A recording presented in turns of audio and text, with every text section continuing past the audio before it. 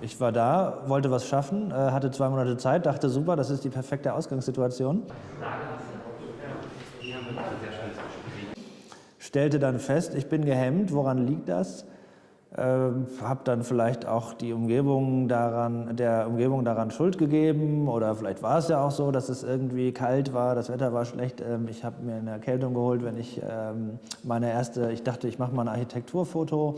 Das kann man ja mal machen, weil das alles hier so beeindruckend ist und mich das in Deutschland bisher eigentlich gar nicht so groß gekümmert hat. Was hat das mit der Architektur auf sich? Das war für mich so irgendwie so eine Mischung aus uninteressant und von der Nazizeit überschattet und auch Neubauten mit Glas und Stahl auch nicht so spannend. Plötzlich da das große Thema für mich, irgendwie, wie sieht die Stadt aus, wie ist die visuell, und dann wollte ich das fotografieren, habe mich erkältet, weil es so kalt war, bin ein bisschen in so eine Haltung auch vielleicht reingerutscht, dass mir das typisch vorkam. Also der Moskauer an sich ist unterkühlt, das Wetter ist dazu passend, die Straßen werden jeden Tag mit Wasser abgeschrubbt und so weiter. Also ja, das war dann auf einmal so ein Reality-Check. Ich bin vorher halt derjenige gewesen, der sich relativ offen auf was einstellt, aber schon mit wie ich dann feststellen musste, dieser Erwartungshaltung, und dann dort angekommen mit einer ganz anderen Realität konfrontiert. Also das war schon spannend. Ich hatte mir vorgestellt, dass ich innerhalb von Tagen, vielleicht auch Wochen, aber dass ich relativ schnell produktiv sein könnte, und habe dann festgestellt, dass das erstmal ein Problem ist. Also man hat mit einer Zeitspanne zu tun, die vorher schon feststeht, 2 Monate, und ich wollte das nutzen, als Fotokünstler, Fotograf, Künstler, wie auch immer, da zu sein und mit leeren Händen zurückzukommen, war irgendwie dann komischerweise relativ schnell so ein Szenario, so ein Druckszenario, das mich ein bisschen gelähmt hat, das mich dann zunächst einmal so zum Beobachter auch gemacht hat. Ich habe dann festgestellt, ich komme besser klar, wenn ich einfach erstmal beobachte, Spaziergänge mache und die Stadt visuell erkunde. Das Hotel Kosmos heißt das, laut Eintrag im Netz immer noch das größte Hotel Russlands. Das hat mich einfach als Skulptur total fasziniert und auch als etwas, das eine komische, ich weiß nicht, wie ich es sagen soll, also das wurde 1979 gebaut. Und es transportiert ja eine komische auch Zeitebene mit. Also es ist offensichtlich keine moderne Architektur, ist aber auch keine Architektur aus dem Anfang des 20. Jahrhunderts. Es ist halt im Prinzip Plattenbau XXL mit einer besonderen Note, so ungefähr, durch diese geometrische Komponente da drin. Und das war im Prinzip auch so für mich so der vielleicht Link oder die Schnittmenge mit meinem bisherigen Zeug, was ich teilweise so betreibe, wo ich auch immer wieder so ein bisschen wie so ein Autist mit Zahlen und Rastern und geometrischen Grundformen und so im Fotografischen spielen will. Und das habe ich da sozusagen als Architektur gesehen, in einer brachialen Gewalt, mit einer Präsenz, die ich so nicht kannte. Und deswegen wollte ich diese Aufnahme machen. Aber diese Fragestellung, wann war das oder was sieht man da, das fand ich eben auch spannend. Also in der Aufnahme, finde ich, könnte man meinen, man hat einen Blick in die 80er, 90er Jahre. Gleichzeitig ist es natürlich, wenn man genauer hinguckt, ist da auch jemand mit einem Handy mit auf dem Bild drauf. Das heißt, man hat die Informationen. Das stimmt nicht so ganz. Also das Spiel mit den Zeiten, Jahrzehnten, Systemen sozusagen jetzt nicht ganz vordergründig als Thema, aber das ist dennoch da drin auch verborgen in dem Bild. Das hat mich schon auch fasziniert, und gleichzeitig eben auch dieses Gebäude an sich einfach mit diesem Raster und diesem Kreisausschnitt als Grundform und so weiter. Ich habe im Grunde genommen in Moskau erstmal Schwierigkeiten gehabt, für mich fotografisch irgendwas zu finden. Nicht, weil es visuell uninteressant gewesen wäre dort, das war absolut nicht der Fall. Also ich habe schon eigentlich täglich Beobachtungen gemacht, die mich fasziniert haben, aber ich wusste nicht so recht, wie ich dazu stehe. Meine bisherige Arbeitsweise war vielleicht eher so, dass ich was ausgebrütet habe oder dass ich in meinem alltäglichen Umfeld Dinge gefunden habe, an denen ich mich festgekrallt habe. Und mir war nicht klar, dass das doch ganz schön lange dauert, so zu arbeiten und dass ich in Moskau mit dem Zeitdruck eigentlich erstmal so unproduktiv war. Dann habe ich aber durch eine Fügung sozusagen, musste ich nochmal für 9 Tage aus dem Land ausreisen. Und als ich zurückgekehrt bin, hat sich auf einmal einiges für mich erschlossen. Ich hatte so ein bisschen verdaut und war dann nochmal recht produktiv in den letzten Tagen, die ich mich dort aufgehalten habe. Habe plötzlich sozusagen als Rückkehrer in diese Stadt mich verhalten und habe dann auch ja, so ein bisschen lockerer agiert. Es war einerseits klar, du hast nur noch ein paar Tage, andererseits war auch klar, ein Riesenprojekt wird es nicht mehr geben. Also habe ich eigentlich dann ganz gut agiert und habe wahnsinnig viel mir angeschaut, bin unheimlich viel rumgelaufen und habe dieses Motiv von dem Hotel Kosmos, ich glaube am vorletzten Tag oder so aufgenommen, einfach weil ich auch dann auf einmal noch wusste, ich will noch was Bestimmtes im Kasten haben, was Bestimmtes einfangen.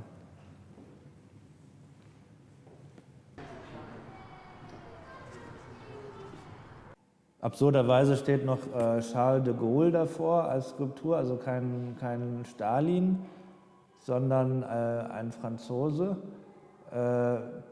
Das hat mich jetzt aber, muss ich zugeben, nicht übermäßig jetzt interessiert, ist aber auch noch, gibt dem vielleicht auch noch so eine makabre oder absurde Note dem Ganzen, dass wir da einerseits irgendwie in dieses Sowjetkonstrukt in diese Welt reinschauen und gleichzeitig aber auch da eben eine ganz andere Realität noch mitschwingt, also dass irgendwie eine französische Investorengruppe, glaube ich, damals mitgemischt hat oder mitgebaut hat und später dann noch da irgendwie Charles de Gaulle hingestellt wurde in den 2000er Jahren als Zeichen der russisch-französischen Freundschaft. Das sind so kleine Stories, die sich in diesem Bild noch so abspielen. Also das fand ich halt ganz interessant, dass man bei so einem großen Bild auch vielleicht eine größere Komplexität anlegen kann, wie eine Geschichte, die man erzählt, wie ein Mini-Roman, den man in einem Bild versucht zu stricken, zusammenzubauen.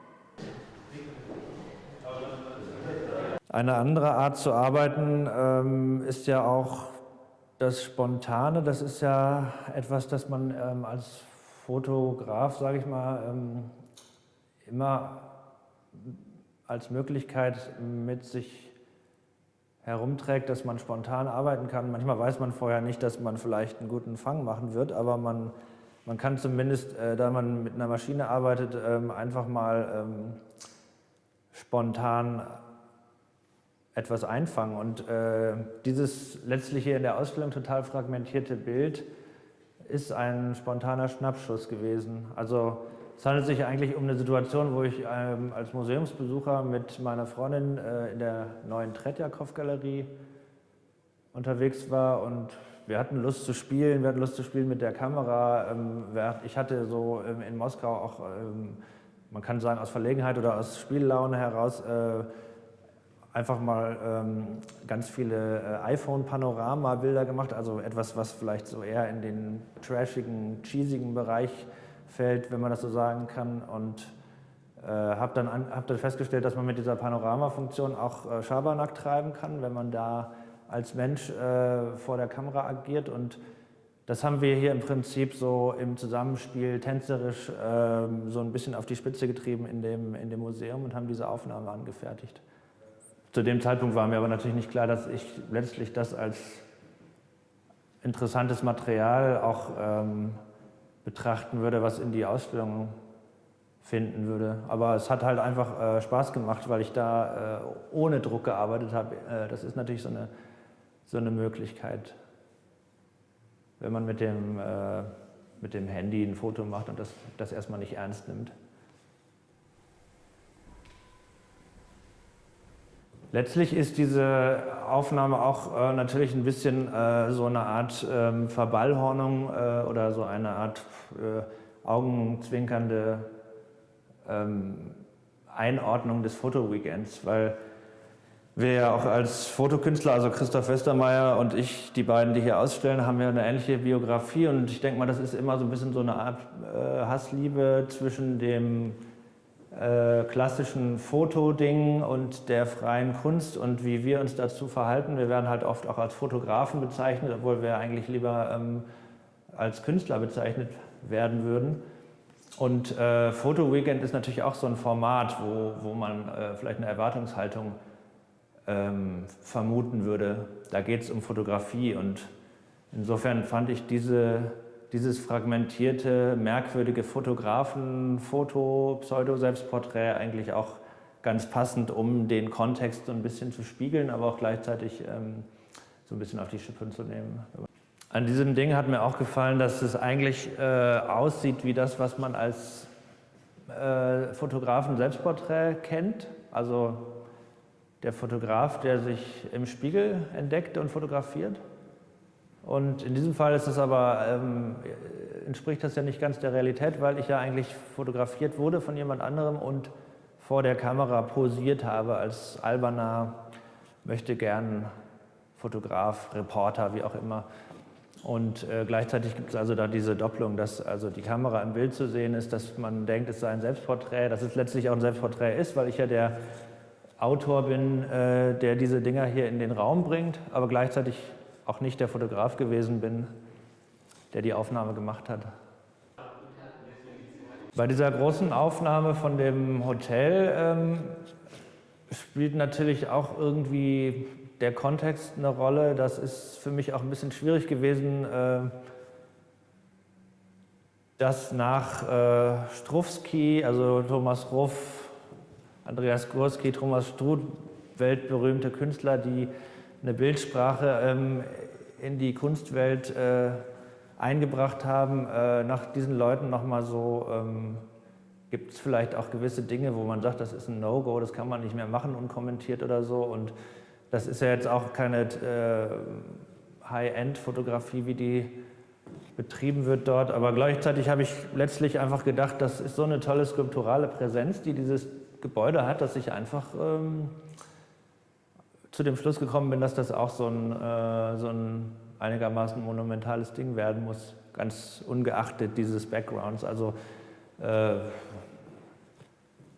habe ich das einfach mal in Kauf genommen, dass da vielleicht auch der ein oder andere ein bisschen die Augenbrauen heben wird, wenn er das sieht.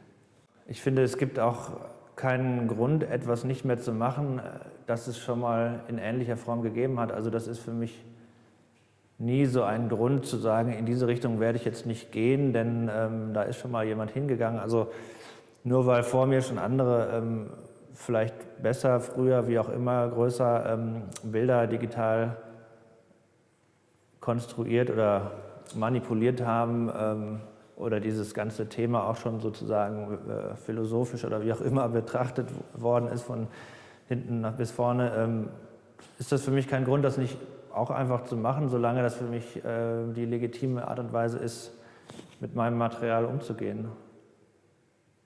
Und in diesem Fall hatte ich halt einfach Bock, dieses Bild auf diese Weise sozusagen fertigzustellen. Ich muss sagen, dass diese Begriffe, die es gibt im Zusammenhang damit überhaupt über Architektur zu reden, was ist moderne Architektur, was ist historische Architektur oder so weiter, das ist für mich Neuland. Das heißt, ich kann da gar nicht so differenziert drüber reden. Ich kann einfach nur sagen, was ich für ein Gefühl habe. Also wenn ich jetzt vor diesem Hotel Kosmos stehe, dann sehe ich irgendwie einfach dieses ganze Braun, diese Schwere, diese schießschartenartig kleinen Zimmer.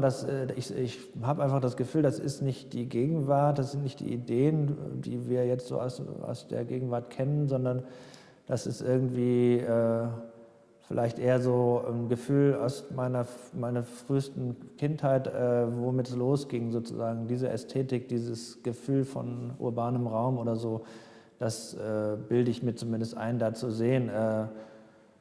Stimmt vielleicht insofern damit überein, als dass dieses Gebäude für die Olympiade 1980 gebaut wurde, was mein Geburtsjahr ist. Aber ich will das jetzt auch nicht übertreiben mit dem Zahlenspiel, aber ich sehe da nicht das, was man hier so sieht, wenn irgendwo was steht, was vermeintlich modern ist, wo man versucht, wie soll ich sagen, Eleganz und Technik und kühne Materialien und so weiter, das so zusammenzubringen. Das ist halt ein plumpes Gebäude und ein einfaches Gebäude vielleicht. Ich finde es schön, aber es wirkt nicht modern, es wirkt nicht wie das, was heutzutage als elegant und modern propagiert wird.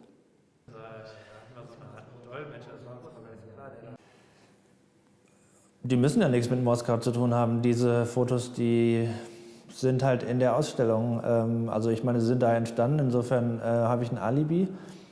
Aber letztlich hatten wir ja hier, wir können ja machen, was wir wollen. Also es hat schon Spaß gemacht, auch mit dem Material, was wir mitgebracht haben, zu arbeiten. Aber letztlich ging es auch einfach darum, die Ausstellung zu stricken, so wie wir sie haben wollen.